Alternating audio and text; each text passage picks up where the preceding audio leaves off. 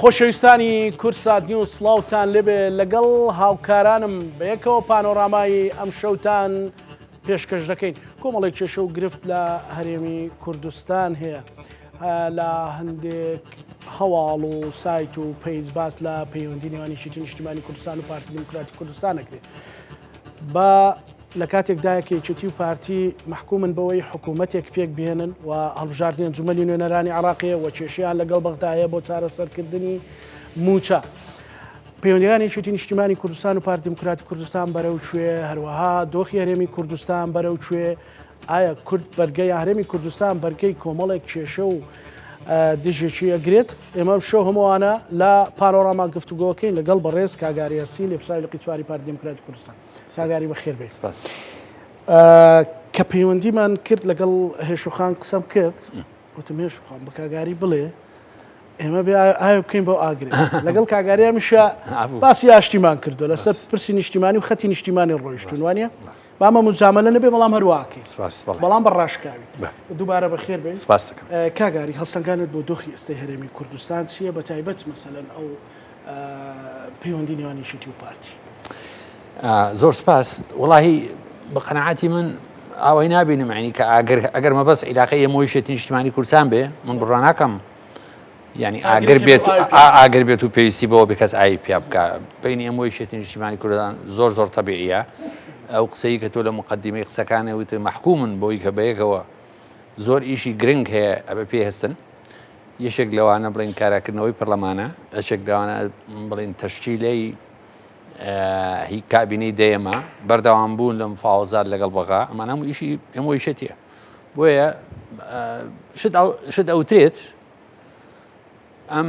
سۆشیال میدیا و ئەمانە و چەند قازانجی هەیە بۆ بەشەریەت ئەوەش زەرەی ئێمە یاوە لە بری هەر کەسێک هەڵە سێ سەحوفیەکە بۆ خۆی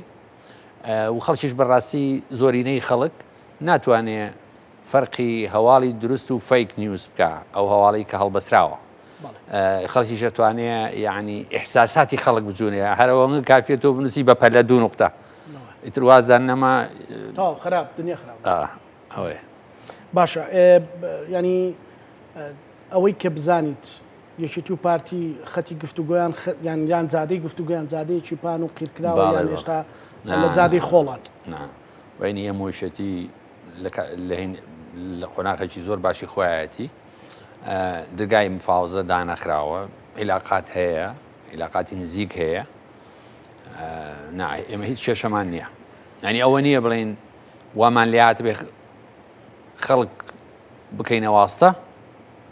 بۆی بێکۆ قسە بکەین. ئێمە پێویستمان بە نێوەنگیری نییە، خۆمان ڕاستە خۆ لەگە یەکتری قساکەین. ئەمە یەکێتی بەو شێوەیە. بەڵێ وایە. باشە، بەڵام لەو هەندێک ڕوودا و ڕوودا لە ماوە ڕابردوو ئێمە باسی ڕووداوانە ناکەین. سلێمانی پێنی بڵێ میدیاکانی پارتی دموکراتی کوردستان یعنی بە جۆرێک تەختیان کردوک و ئەوەی قسە یەکێتیەکانی کە دوژمنکارانە بوو هەندەی میدیایی نەبوو. مەسەلەن پێت وا بوو بۆ شێوەیە پێویست بوو؟ ئاخر کاکە زانە میدیای ئێمە میدیای پارتی ڕوونە کامانەیە. میدیای پارتی بریتیە لە کوردستان تیڤی، بریتیە لە جەرگی خەبات و KDP ئینفۆ ئەو سایتەشمان هەیە. لە هیچ کام لەمانە بە چاک و بە خراپ حیزب یعنی حیزبی ئێمە کە ئۆرگانانە بڵین دەمڕاستی حیزبن لەگەڵ و تەبێژی حیزبیش هیچ کام لەمانە هەڵنەستاون ینی قسەیە بکەن بڵین تعلیقێکیان هەبێ. ئیتر مەسەلا بڵین یعنی ئێستا معقولە خەڵک بۆ نمونە شتێکی کەناڵ هەشت لەسەر یەکێتی نیشتیمانی کوردستان حساب بکەن. ئاخر نا هەموو عالەمە زانێت کە گەلی کوردستان و کورسات نیوز و لەگەڵ کوردستانی نوێ ئەمانە یعنی دەمڕاستی یەکێتی نیشتیمانی کوردستانن ڕێگە پێدراون کە بە ناوی یەکێتی نیشتیمانی کوردستانەوە قسە بکەن. بەڵام لەو بترازێ لەوانەیە کەناڵێکە بێت دۆستی یەکێتی بێ، لەوانەیە کەناڵێک هەبێ خۆی بە نزیک بزانێت لە یەکێتی نیشتیمانی کوردستان هەندێک ڕێپۆرتاژ کا بەس بۆچی ئەوە ماڵ بێ لەسەر مەکتەبی سیاسی یەکێتی نیشتیمانی کوردستان؟ ئێوە وای نابینن؟ نەخێر ئێمە وای نابینین. ئێمە ئەوەی کە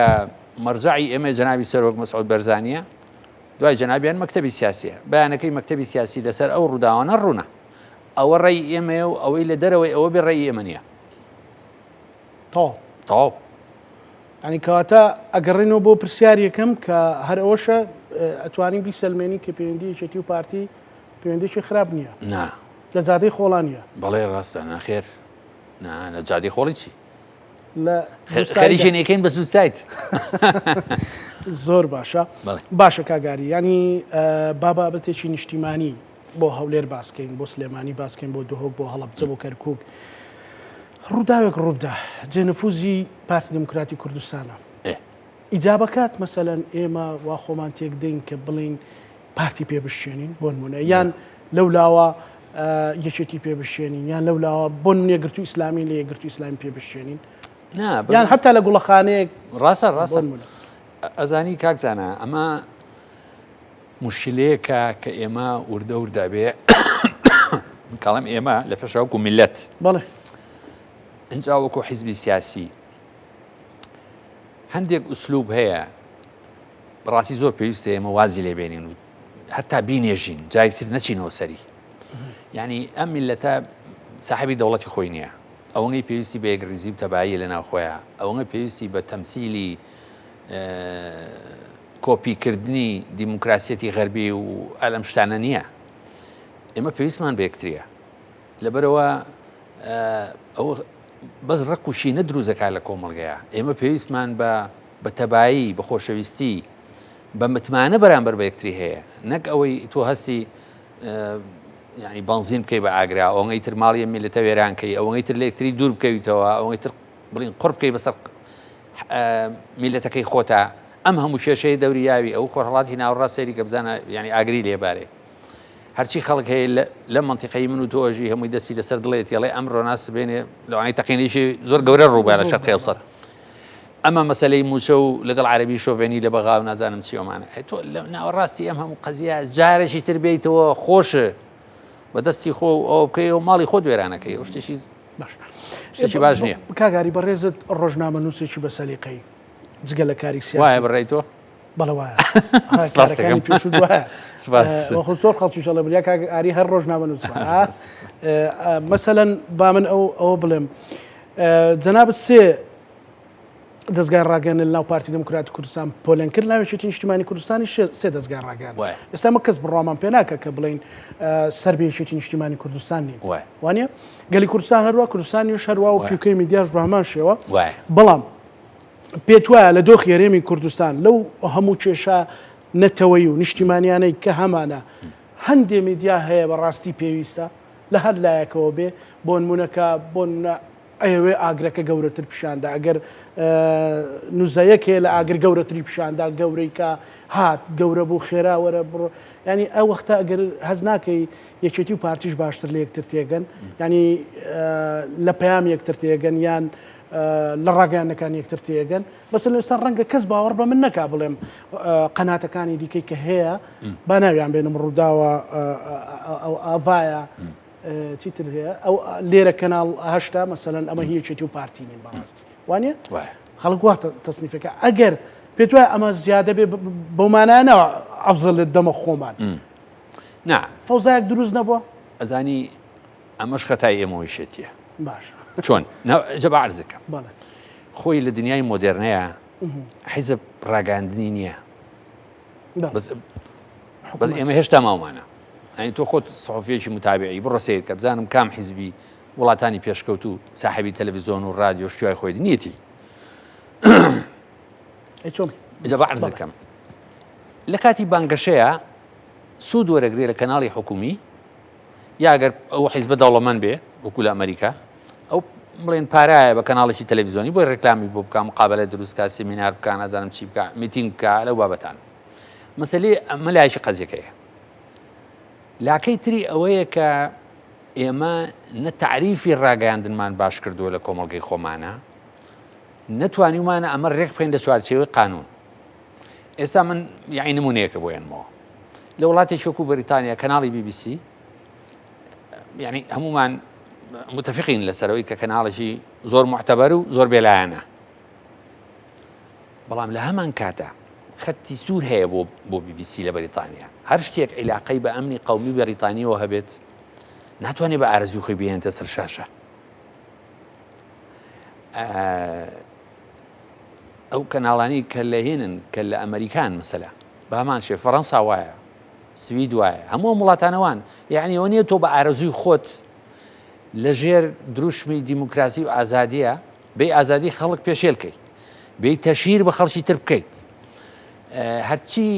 هێڵە سوورەکان کە عیلاقیان بە ئەمنی قەومیەوە هەیە هەمووی تێکۆمەکان پشێنی ئەمە چێ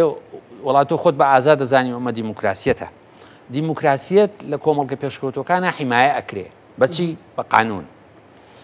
بۆ لەبەرەوەی فەرق هەیە لە بینی بەڕەڵایی و لە بینی دیموکراسی.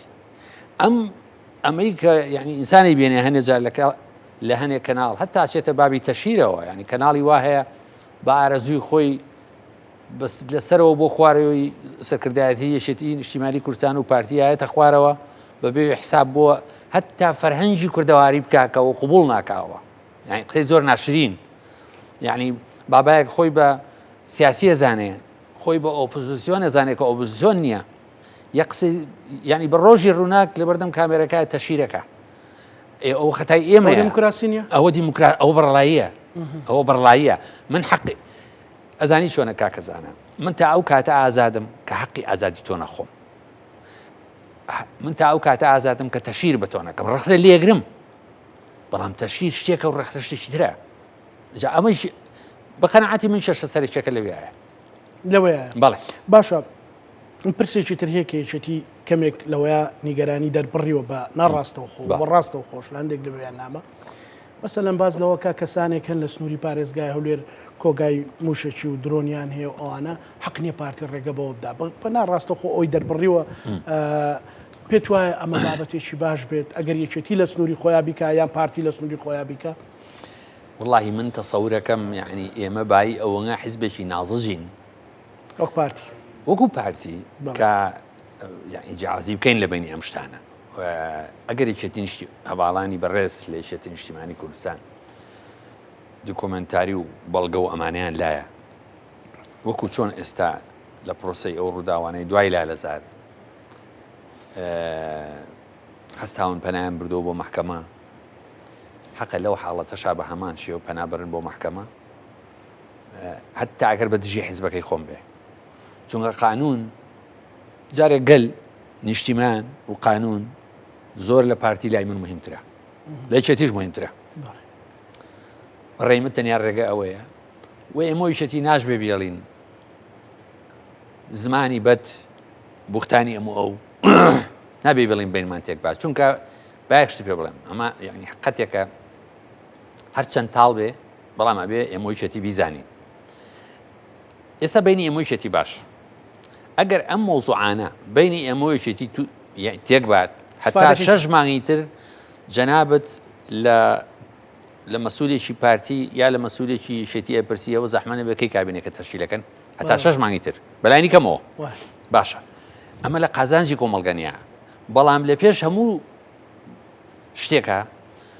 ئەبێ حسابی ئەوە بکەی کە لە قازانجی خۆشن نییە وەکو پارتیۆشێتی بۆیە ئەم مۆزوعانە یعنی شی لاوەشین ئەگەر کێشەیەک هەیە ئەگەر گومانێک هەیە لەلایەن یەکێتی نیشتیمانی کوردستان لەسەر ئێمە ئەو کۆبوونەوەی مەکتەبی سیاسی هەیە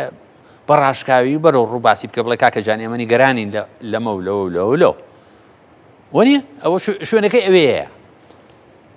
شوێنەکەی ئەوەیە باشە ینی بۆ ئێمەش وایە ئێمەش ئەگەر ملاحەزەیەکمان هەبێ لەسەر هەواڵانی یەکێتی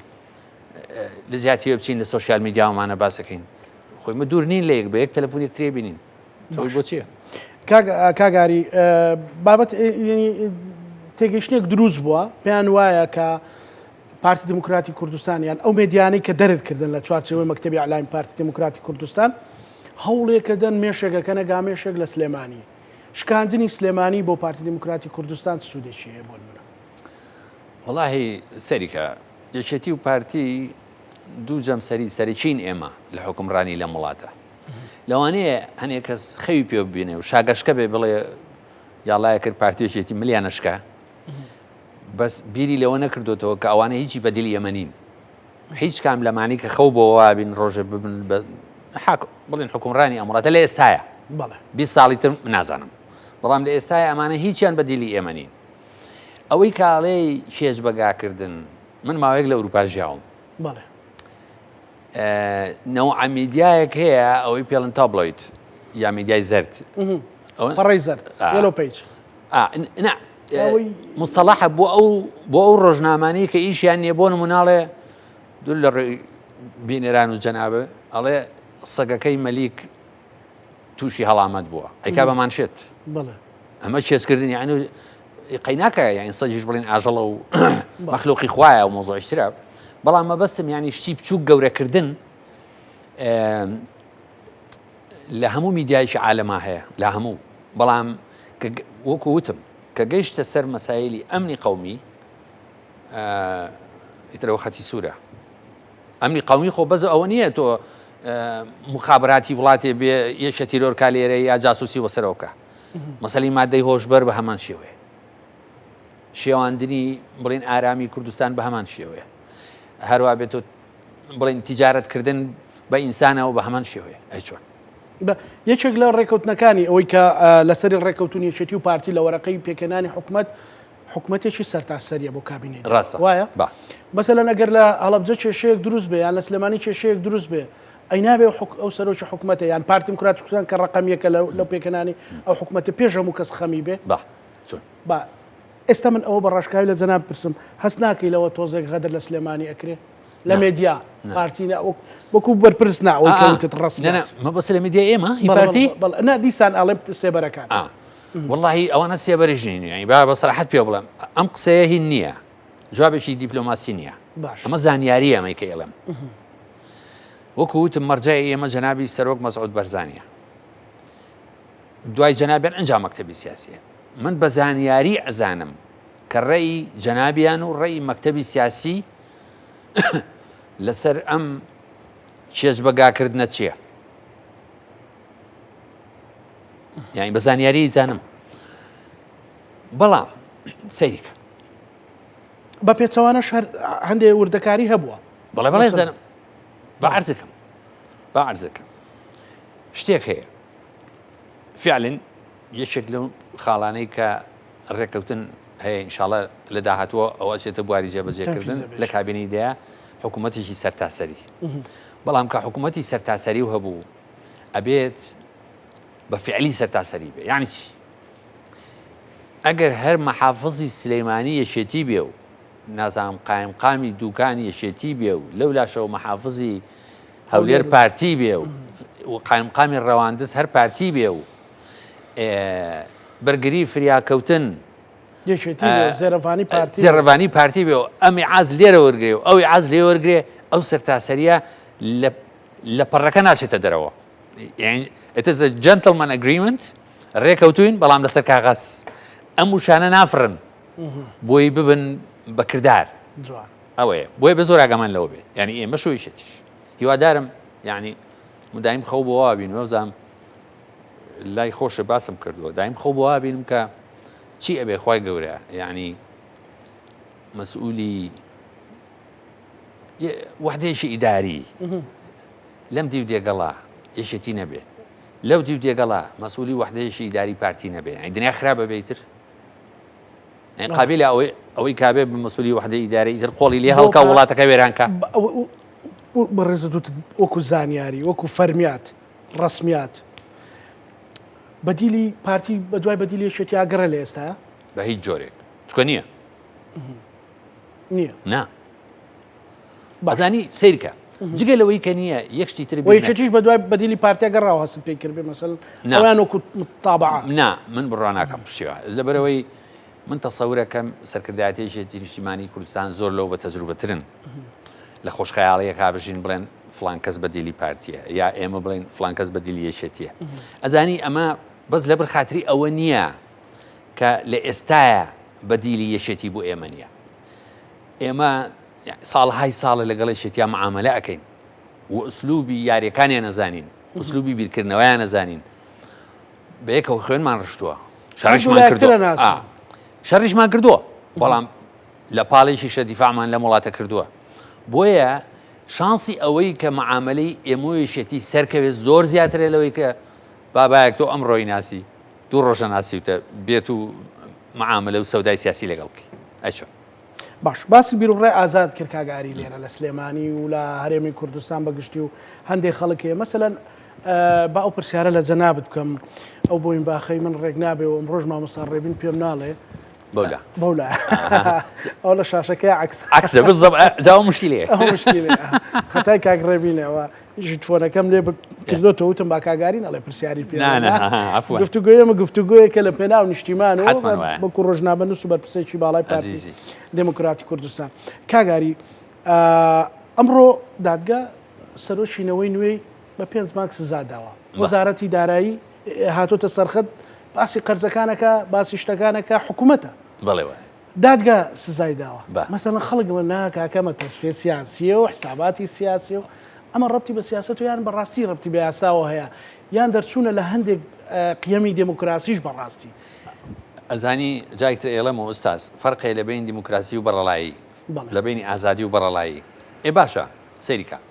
ئەگەر دیموکراسیەت ئەگەر یعنی دیموکراسی ئەگەر پێویستی بە حیمایە نییە وڵاتێکی وەکو سوید پۆلیسی بۆ چییە لەبەر ئێزانەیە ئینسان هەر بە تەبیعەت لە ئەزەڵەوە لا مجومە ئەوە لە تەورات و لە ئەنجیل و لە قورئانە هەیە خوای گەورە بە هەشتی یا بە دوو ئینسان وتی چی ئەکەن بیکەن لێرە بەس دەستکاری ئەو درەختە مەکەن کردیان ماڵە نەشێوێ لەسەر ئەو مشتاش و دەستکاری ئەو درەختیان کرد ئەمە شتێک ئەڵێ لەسەر ئینسان فەلسەفەیەکی قوڵی تایە وانە بەڵێ لەبەر ئەوە لێرەش ئەوەی کە بە ناوی دیموکراسیەوە بە ئارزوی ڕقم لێدا و تەشیرەکە بوختان ئەکا هەواڵی فەیک بڵاوەکاتەوە ئەوە هینە ئەو مەسەلەی ئەو کەسەشی کە تۆ باسە کرد ئەوە قەزەی مەحکەمەیە لەوانەیە خەڵک لە یەک شتا حەقیان بێ یەکشت جامە عیلاقەی بەسەر پارتی و یەکێتی و مانەوە نییە عیلاقەی بە حکوومەت و دادگاکانەوە هەیە ئەگەر ئەم مەحکەمانی ئێمە ئەو کەیسانەی کە چوونەتە بەردەستیان لە کاتی خۆیان بە دوای داچوونیان کردایە داواکاری گشتی مەسەلە دەوری خۆی ببینیایە ئێستا خەڵک هیچ پێویستی ناکرێ قسانە بکە بەڵام ئەم قەزیەیە ئەمە قەزیەشی قانونیە یعنی خۆڕوونە من حاکم نیم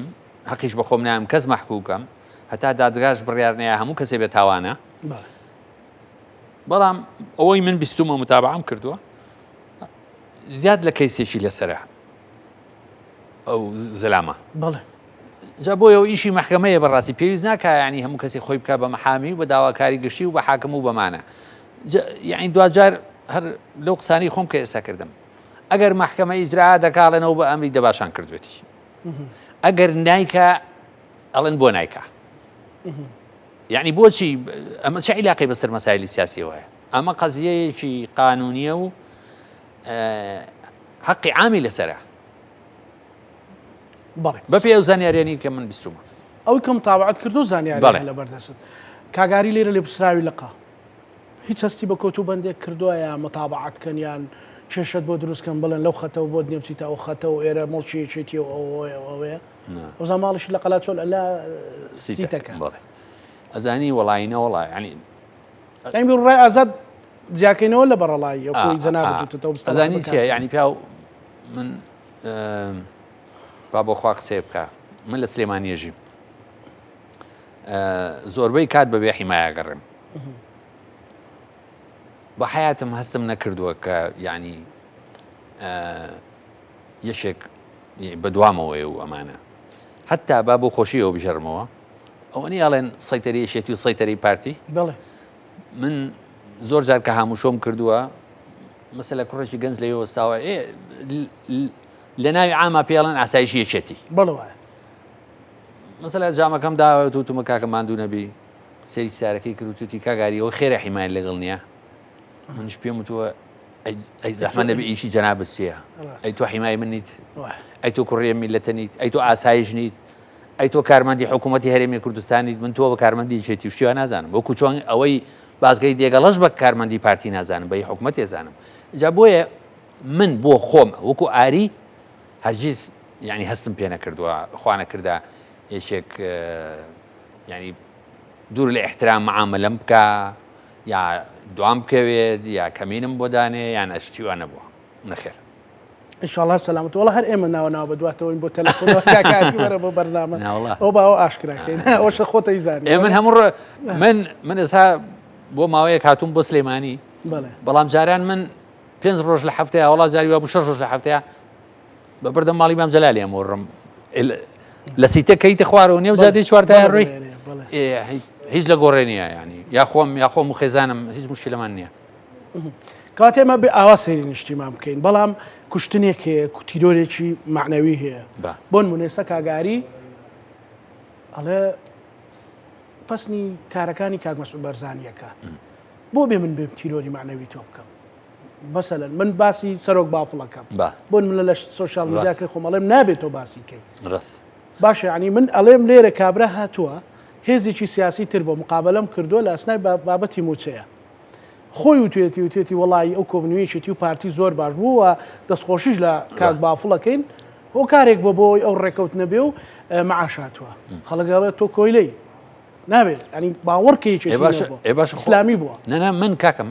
من خۆم لە ئەعلام وتم کاک باوڵ چۆ بۆ بەغا دەستی خۆش بێ نوێنەری هەمومانە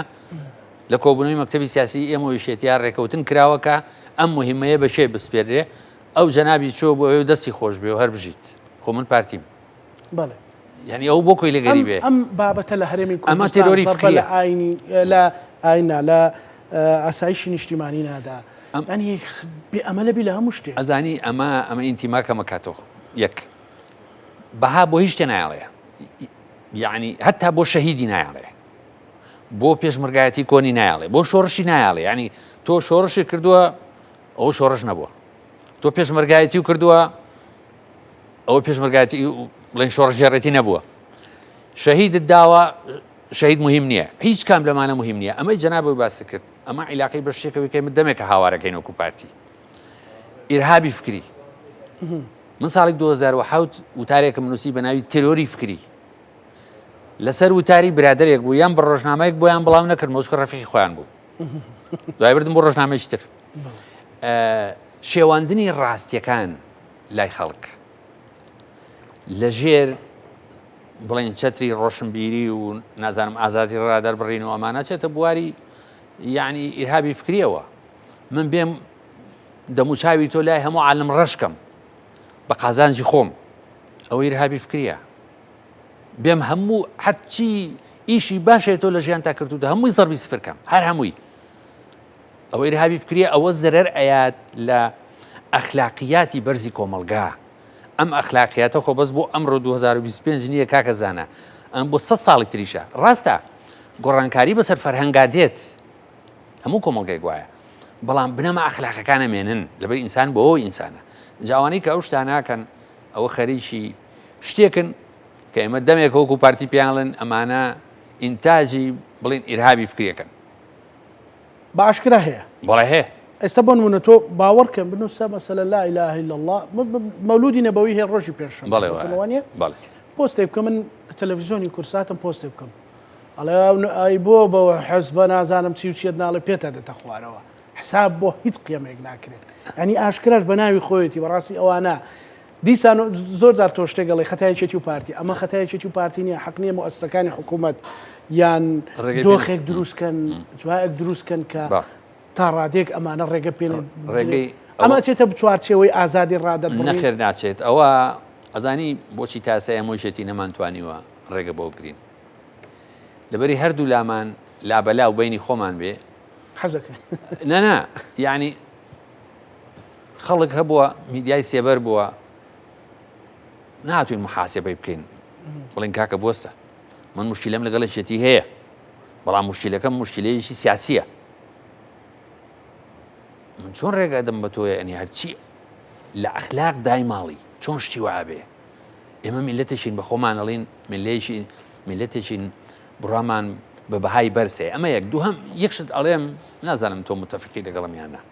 بە قەنەعەتی من ئەوانەی کە لە فەیسبوک و ئەمانە شتاناکەن زۆرینە نین لە هەرێمی کوردستان بەڵام یەک کەس 100 ئەکاونتی هەیە ئیتر خۆ بەزەر بوو تەقسیمێ لێکی بەرەوە لە دوای سەعات 8 ئەم ئینسانە ئەتوانێت مێشتی چەند کەستێک بە ئەتوانێت چەند کەس تووشی کەعابە بکە بەڵام من یعنی بە خۆشەویستیەوە تەمان حەقە خەڵکی کوردستان ئەوانەی کە بەڕاستی تووڕەن لە مۆزعە وەکو من بکەن من نە ئینستاگرام هەیە نە فەیسبووکم هەیە هیچ کام لەمانەم نییە بەس تەلەفۆنەکەەوەی لە بەردەستوایە و بۆ بەکارهێنانی واتساپ ومانم هەیە تر تەواو بە دەوروبەری خۆشم وتووە وتومە ئەگەر قەبرەکەی باوکمیان هەڵوەشان جەنازەکەیان هێنایە دەرەوە لە فەیسبوک هیچ کەس پێم نڵێت مرتاحی نەک مرتاح نەک بەویشە مرتاح بی کە نیتە ئەزانی من بۆچی واڵێم چونکە ئیشی ئەوەی مەشی تۆ تێک بە ئەگەر تۆ دوایان بەرنامەی چوینە ماڵەوە ئەوە نیە سەر وە بزانم لەسەر ئینترنێتی ژەڕام بەرنامەی ئەوە نیە سەر فەیسبوک لایفە تۆ شەشی ئاوە سەیرەکەی 1 ملیۆن جنێ و پێیراوە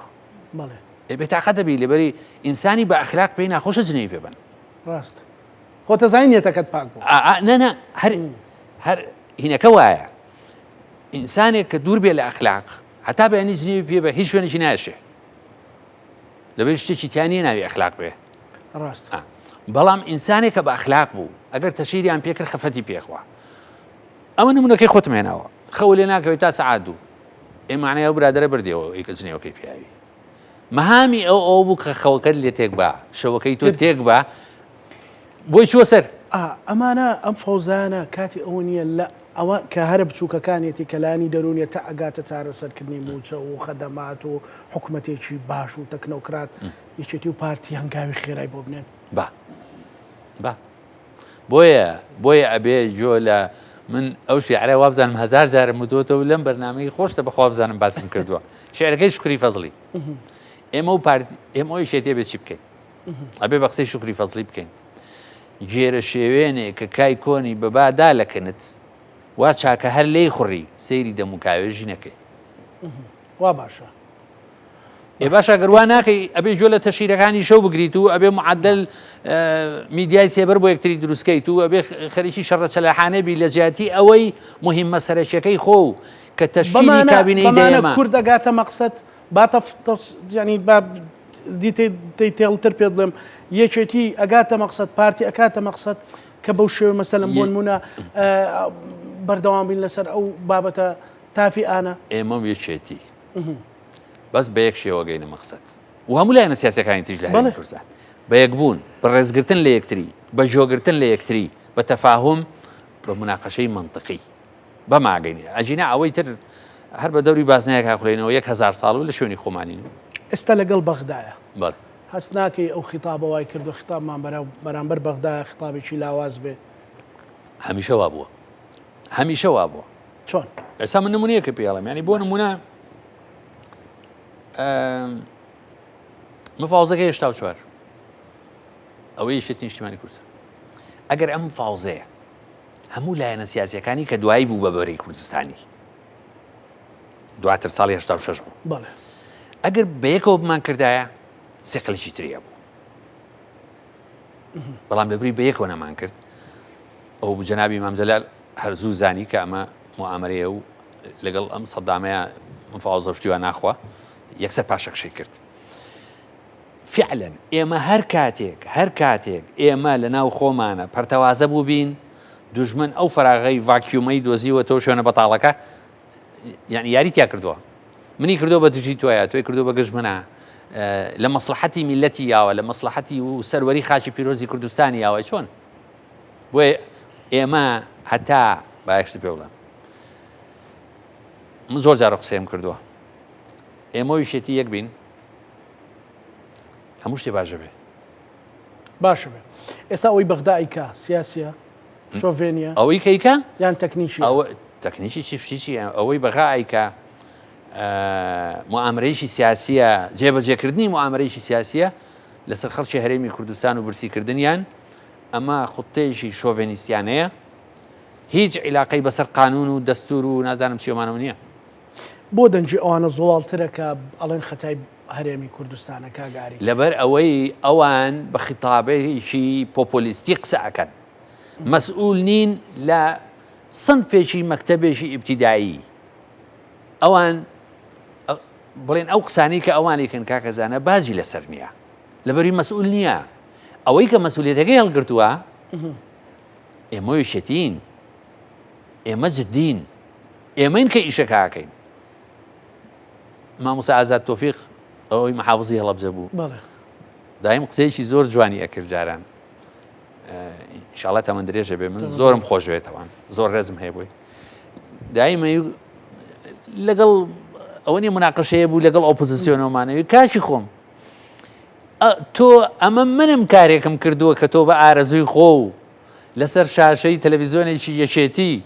دانیشتووی بە ئارەزووی خۆ و ڕەخنە لە حیزبەکەی من ئەگری لە خۆم ئەگری لە وەزیری یەکێتی ئەگری ئێوە ئازاتیشی ئەوەی منە لەوێ من لە وڵاتە حاکمم من کارێکم کردووە کە ئەو فەزایم دروست کردووە ئەو برادرانی ئێستا هەر لە سەروانەی کەڵی دەنگیان لێرە هەندێک لەوانەی بەخۆیان ئەڵەن ئۆپۆزیسیۆن بە تیارە لە بەغاوە سوارە بنەچن بۆ لێر یەنە سەر تەلەڤیزیۆن بە ئارەزووی خۆیان ئەوەی خوا پێی ناخۆش بێ بە حکوومەتی هەرێمی کوردستان یعنی پارتی وشێتیەکەن نەکە زەیان گرێ نەکە زەیان کوژێ نەکەس تەشیرێکیان پێکە ئەمە فەرقەکەیە ئەو خطابەی پۆپۆلیسی هەیە بۆ لەبەر قسەکان وەڵام نییە وەڵامی جددی مەسەلەن ئێستا بۆ نمونە وەزارەتی دارایی وەزارەتی سامانە سروشتەکان بێتە سەرخەت بڵێ نەخێر ئێمە نەوت ئێستا ئەمڕۆ مەسەلەن بۆ ناڵێ تا حکوومەت هێرێم نەوت ڕادەست ناکە بەخوا ئاخیر مەعاشە وەریەگرن ئێستاوان بە خەڵک گوتووە ئەزانی نا ئەوە سەیریکە ئەوە ئینسان نابێت جوابێ و کەسانە باتەوە ئینسان بێت جوابی شتی جددی باتەوە شتی جددی بەڕای من زۆر عیبە بۆ حیزبی سیاسی و بۆ حکوومەتێک کە لە جیاتی ئەوەی خزمەتی خەڵکە جوابی ئەمانە باتەوە ئەمە مستەوایشی نزمە ئەمانە خەڵکی جددی نین ئەمانە نوکتەیەکی خۆشن بەڵام جددیات نین ئیشە جددیەکەی شەیکە ئێمە ئەیکەین ئێمەین کەم وڵاتە بین بەڕێوە ئەو با بۆ خۆی هەر قسە بکات چێ کارەبایە ئەو با بۆ خۆی هەر قسە بکات چێ جادە دروزەکە ئەو با بە خۆی هەر قسە بکات چێ بەڵام نەقس نییە لەو شتانەیە هەمووی لە موچەیە لەوەتە مەسەلەن خەڵک موچەیمانجی نەقس لە کارەبایە لە جنوبی فەریقاشەیە کە کانگای هی ئاڵتون و ئەڵماسە لەوێ مشکلی کارەبایان هەیە نەقس هەیە کاکە ئێمە ناڵێن ئەم کوردستانەمان کردو بە شامی شەریف ئێمە دنیای شەشەمان هەیە مەسەلەی ژێرخان مەسەلە کەمی مەکتەب مەسەلەی خەستەخانە بیمەی تەندروستی نییە لەسەر هەمویانە موچە لەسەر هەمویان و ئێمە بەڵام ئەمە ئیشی ئێمەیە لەبەر ئێمە لێزانین ئەوەی ئیشی ئێمەیە عیلاجی بکەین ئەو هەتا بەیانی قسە بکە ئەمە هەڵناگرێ بیخاتەوانەوە بەس قسەی سەر کاغەزە و سەر تەلەڤیزیۆنە و ئەو شتانەیە هیچی تر نییە باشە چی بەیەکێتی و پارتیاڵی وڵی بە خۆمانە جام بێشتی پارتی بڵێن بە خۆمانی بە خۆشمانی وڵی هەڵێم ئێمە من لە قسەکانیش ماوتم وتم ئێمە و ویشێتی نیشتیمانی کوردستان ئەبێ هەست بە مەسئولیت بکەین وەکوتم ئێمەین جومگەی سەرەکی بەڕێوەبەری مدیریەتی کۆمەڵگەی هەرێمی کوردستان لە دەزێمەیە ئەبێ وەکو چاوی خۆمان بیپارێزین ئەبێت ئەگەر بە قیمەتی برسێتی خۆمان بووە وەکو سیاسیەکان نابێ بێڵین خەڵکی کوردستان برسی بکرێ نابێ بێڵین ئەمنیەتی وڵاتە تێک بچێ نابێ بێڵین فەرهەنگی ڕق و چینە بڵاو بێتەوە بۆ ئەوەی ئەوەش بکەین ئەبێ لێ پێشە لە خۆمانەوە دەست پێ بکەین ئێمە یەکێتی لەسەر تەلەڤیزیۆن هەستی نسیحەتی خەڵکەین وڵین خەڵکینە ڕێز لە یەکتری بگرن و خۆتان هین یەکتریتان خۆش بێ و تەشیر بە یەکتری مەکەن لەسەر فەیسبوک بەڵام خۆمانەوە بکەین خەڵک لێ دووەرناگرێ بۆیە ئەبێ ئێمە یەکێتی هەست بە و بەرپرسیارەتیە بکەین ئیشی ئێمە یەکێتی ئەو قسە مەشهورەی جەنابی مەلام سەفایە شانازەیە بۆ مرۆڤ خزمەتکاری خەڵکی خۆی بێ یەکەم مهمە و ئەخیر مهمە و ئێمە یەکێتی نیشتیمانی کوردستان بریتە لە چی هەموو هەوڵدانێک لە پێناو خۆشبەختی گەل و سەروەری خاچی پیرۆزی کوردستان ئیتر خوایە کرد ئێمە یەکێتی نەمەرحەبا یەکتریمانە کرد نانێکمان بەیەکەوە خوارد نەچایەکمان بەیەکەوە خوارد مهم وەیە لەم دوانەیە مو نەچێ بەبێنمانە ئەو زۆر مهمە لە ڕووداوەکان ئەوەندەی متابع بێ ئەوەندەی کاتت هەبێ ڕازی لە کورسات ئارامین باشە نێوە بۆ بەتایبەتی تۆ زۆر بێەوەی دارم تاالق نەبێ نانا بەسەری تۆ نانا بەجدیمە سەریکە ئێستا خۆ لە بەعام دەستگامی ئێستا لەوانەیە ئێمەش مەسەلا شتێکمان هەبێ لە ناو پارتیا کە تۆزێ ئەم تونتر بێ لەو مەسەلا ئەم دەستگایەکی زۆر باش و میانڕەوە یعنی وابێ واجبیشی وابێ لەبەرەوەی کەسێک تەسیسی کردووە کە باوکی ساحیبی هەر کورد بووین و هەر کورد دەبین لەبەری ئەو تەسیسی کردووە ئینسانێکی قەومی و نیشتیمان پەروەر نابێت لەو خەتە قەومیە نیشتیمان پەرویە کە وش خەتێکی میانڕە و ڕێزگرتنە لە کۆمەڵگا خۆفیداکردنە بۆ کوردستان نابێت لەوە لابە ئەم کەناڵە هەروایە لەسەرەوە خەتار ڕوو ئینشاءڵڵا بەڵام هەندێک زار زۆر ئەزیەتمانەدەن لەولا ئەبێ وەڵامێک هەبێ زۆر زۆر سپاس بۆ بەڕێز کاگاری یارسین لە پرسراوی لە قیسواری پارتی دموکراتی کوردستان سپاس بۆ گفتوگۆیە هیوادارین بە زووترین کاردێکێتی و پارتیش بێ کۆدابنیش و هەموو کێشەکانی هەیە حەڵیکەن و کێشە گەورەکانی نێتەوە نیشتیمانیش هەنگاوی بۆ بنێن زۆر سپاس بینەرانی خۆشەویست لەگەڵ هاوکارانم بەیەکەوە پانۆرامایی ئەم شەومان پێشکەشکردنی ئەوە شەمولایەکتان ئەمانەتی خوای گەورە بنخواتان لەگەڵ